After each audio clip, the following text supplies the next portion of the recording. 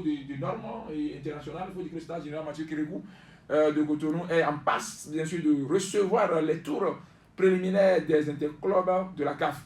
En effet, il faut dire que la fêtière veut accorder une dérogation spéciale au club béninois de recevoir leur match à Cotonou.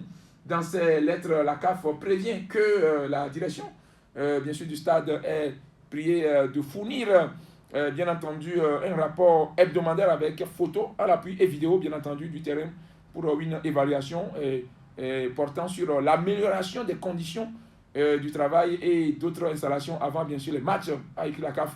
Il faut dire que cette nouvelle clairement va soulager nos amis supporters, bien sûr, puisque Coton et Dadje peuvent désormais jouer à domicile, parce que si cette décision n'était pas, n'est-ce pas, arrivée, ça veut dire que les deux clubs seront obligés, bien sûr, de négocier peut-être un pays voisin pour jouer le match. Donc, je crois que la CAF a montré la voie, la balle est dans le camp de maintenant de la fédération en ce qui concerne, bien sûr, les améliorations exigées par la CAF, et comme ils ont dit, ils vont faire le pli en photo et en vidéo.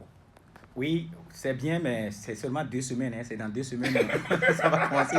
Et nous savons tous que dans 2 semaines, qu'est-ce qui serait fait jusqu'à ce que la CAF puisse voir maintenant que ceux-là ils ont respecté les normes. Et on peut toutefois maintenant les dire, top, vous pouvez maintenant jouer vos matchs chez vous.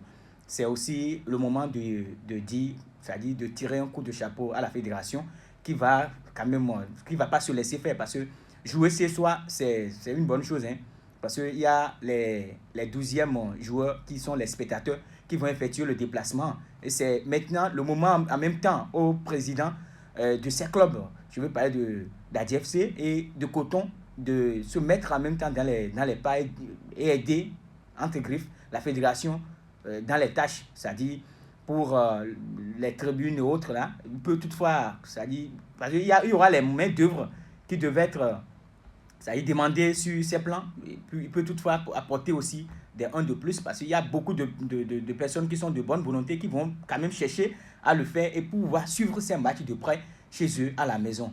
Donc, nous demandons, pour ne pas quand même Bené aussi sur le sujet là, Dadje n'a pas encore commencé aussi les entraînements depuis, parce qu'ils sont juste à 2 semaines. Mais Coton a repris les entraînements aussi. Donc, c'est aussi le moment de dire à DADFC, si vous attendez avant le stade, maintenant c'est homologué, vous pouvez maintenant aller là pour pouvoir vous entraîner, et à Coton également. Oui, effectivement, je crois que la CAF a été très claire, puisque la CAF peut revenir sur sa décision. Oui. Si les vérifications demandées ne sont pas corrigées. Je crois qu'on reproche fondamentalement. Et on se dit, ils ont parlé bien sûr de l'éclairage, ils ont parlé bien des sièges. L'autre fois, j'étais passé au stade, moi-même j'ai vu qu'ils sont en train de remplacer les sièges.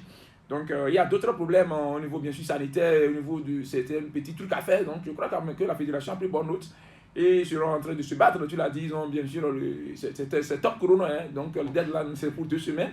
Donc, ils vont se battre comme de beaux diables pour quand même nous offrir, parce que vous savez, et ce sera avec plaisir que nous, les supporters de Dadje et de Coton, on puisse vivre, bien sûr, ces matchs à domicile plutôt que d'aller à l'extérieur. Encore que les gens n'auront pas les moyens pour suivre. Et vous savez, le poids, bien sûr, du 10e homme. Donc, il va falloir que la Fédération de football puisse rapidement prendre les taureaux par les cornes afin, bien sûr, de se plier aux exigences de la CAF et permettre, bien sûr, aux Béninois de vivre ces confrontations-là.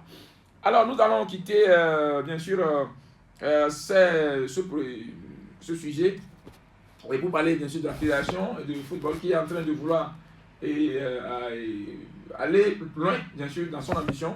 Je crois que c'est une bonne nouvelle, parce qu'on a toujours dit que un pays qui aspire, n'est-ce pas, avoir de grands stars de football, un pays qui pense avoir également son nom parmi les grandes nations de football, doit pouvoir penser à la relève. Je crois que la fédération a vu juste. C'est vrai, on a toujours vécu, n'est-ce pas, les seniors. Aujourd'hui, la fédération est en train de vouloir ressusciter un niveau inférieur en parlant bien sûr des U17.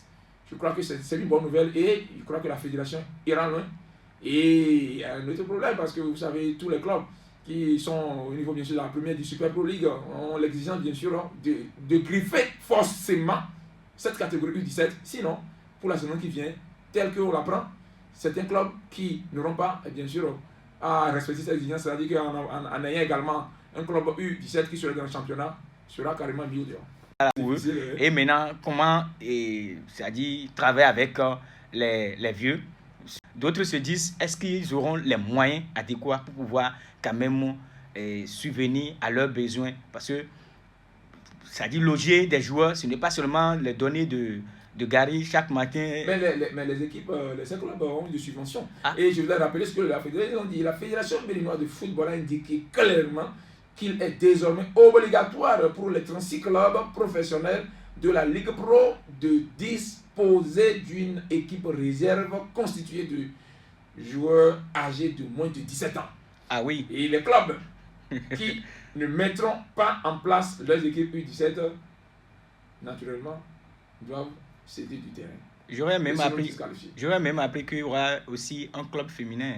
Oui, vous savez, si on doit rester dans un football professionnel, dans tous les pays, il y a toujours tout ça là. C'est vrai, nous on vient de commencer, je crois qu'on va aller petitement, on ne va pas non plus nous mettre tellement la pression au point de casser le rythme.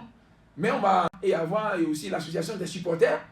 Donc tout ça demande. C'est pourquoi le gouvernement a compris que, parlant bien sûr d'un club de football, ce n'est pas une question d'individu. Forcément, il faut avoir les sociétés sportives. Vous savez, toi-même, tu l'as dit, c'est quelques moyens. C'est vrai, l'État éjecte quelques millions pour rehausser un peu le porte-monnaie des clubs, mais cela ne suffit pas. Donc, avec la société sportive, c'est ces sociétés qui doivent apporter, n'est-ce pas, le gros, le plus, pour permettre à ces clubs de vivre un peu plus aujourd'hui. Comme tu l'as dit, il y a des clubs qui n'ont même pas des moyens de roulant, des moyens de déplacement ne sont adéquats. Et il y a plein de primes qui se posent, possible avant le démarrage, puisque je pense que le championnat va commencer dans le mois prochain. Oui, et septembre. Je me demande quel délai ces clubs auront, où ils vont trouver les U17 où. Bien, je ne sais pas s'ils sont comme baby foot, où rapidement on peut acheter et jouer. Sinon, c'est une question de temps. Et peut-être on va demander à la fédération, bien sûr, de mettre un peu de l'eau dans son vin et de préparer psychologiquement les clubs à ça. Et reporter peut-être, donner d'autres délais. Sinon, si on doit mettre, n'est-ce pas, leur menace à exécution en demandant si un club n'arrive pas à accéder à leurs exigences, que ce club sera disqualifié. Je puisse dire que à peine 2 clubs seront quand même de satisfaire ces exigences, peut-être Coton, qui a un peu de moyens, et Loto. Ah, il faut souligner que l'autre, la Dynamo, a déjà lancé les tests. Bon, oui. Dynamo aussi a un peu son porte-monnaie un peu garni. Mais ne me demandez pas les autres clubs, je n'ai pas cité le nom, qui traînent et d'aller vers. Alors, nous allons continuer, Félix Kossou, on